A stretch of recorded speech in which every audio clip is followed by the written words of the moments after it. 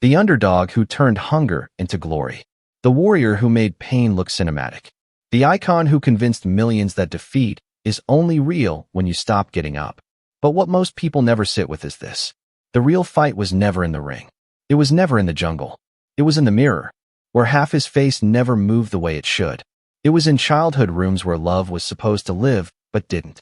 It was in audition halls where people looked at his mouth, heard his voice, and decided he was not worth listening to.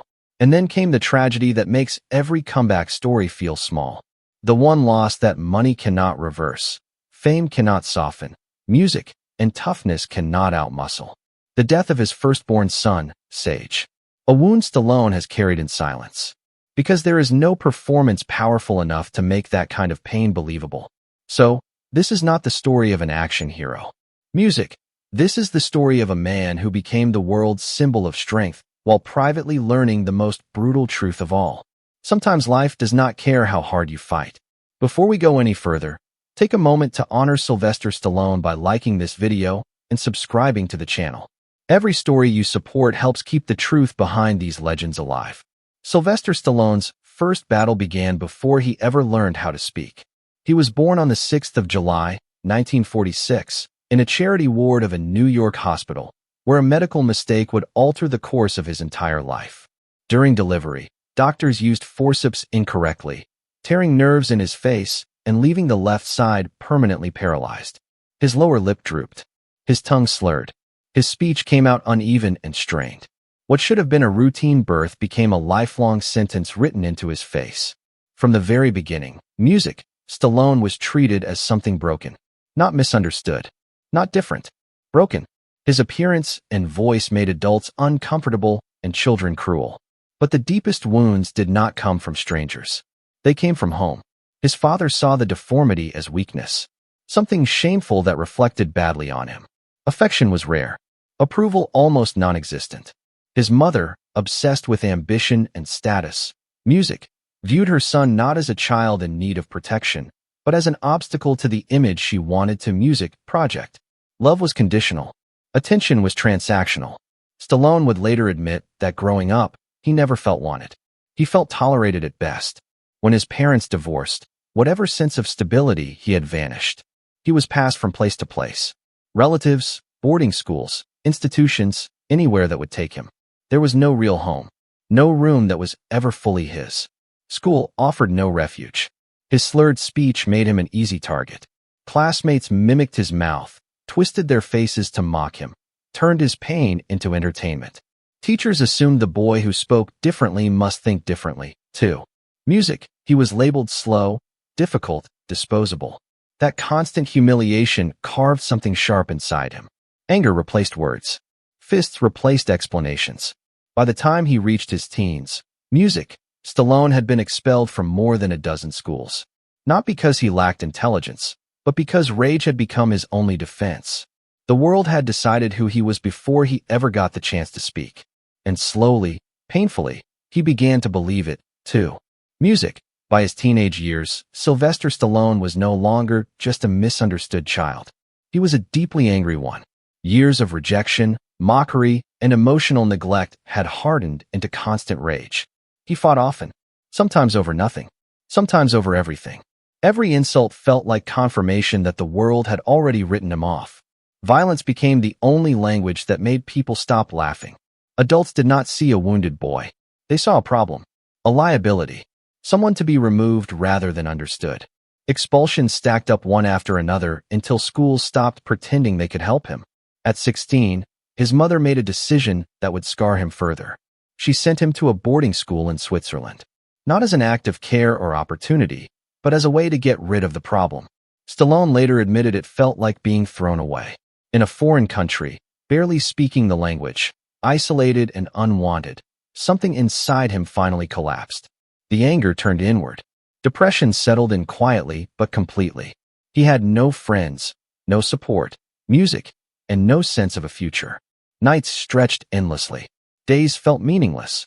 For the first time, he seriously considered ending his life. Music. He later confessed that he thought about jumping from a building, believing the world would not notice his absence. What stopped him was not hope.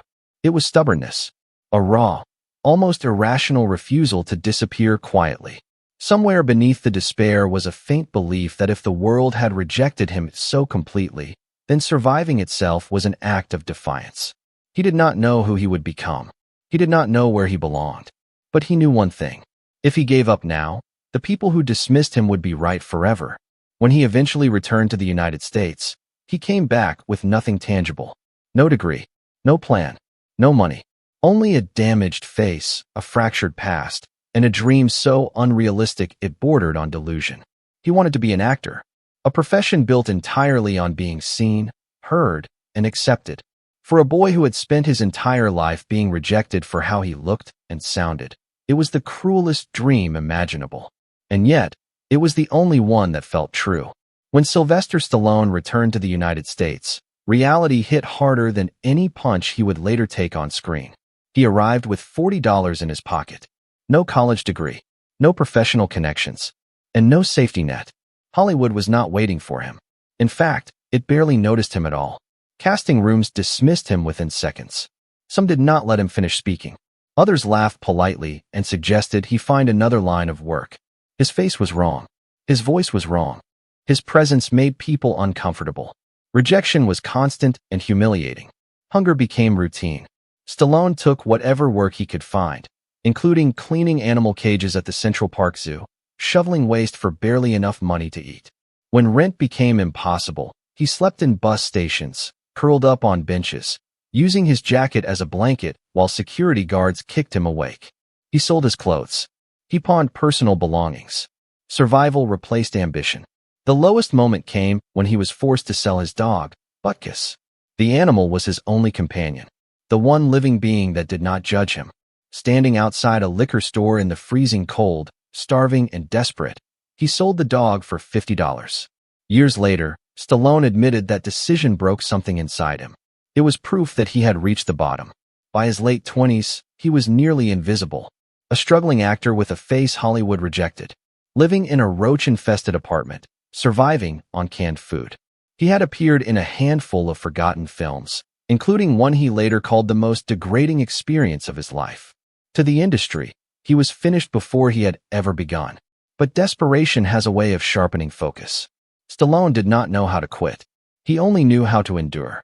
And somewhere inside that exhaustion, a story was forming. One that would carry every insult, every rejection, every night spent cold and unseen. A story about a man no one believed in. A man given one chance. Everything changed on a single night in 1975. Sylvester Stallone was sitting in a cramped apartment, exhausted, hungry, and unsure how much longer he could keep going. On a flickering television, he watched a boxing match that no one expected to matter. Muhammad Ali versus Chuck Wepner. Wepner was not a champion. He was not graceful or gifted. He was a working-class fighter who was supposed to fall quickly and quietly. But Wepner refused to go down. For 15 brutal rounds, he absorbed punishment that should have ended the fight early. He was bloodied, outmatched, and humiliated, yet he kept standing. He lost on points, but he finished the fight. And in that moment, Stallone saw his own life reflected on the screen. Not a winner, not a star, just a man who would not quit.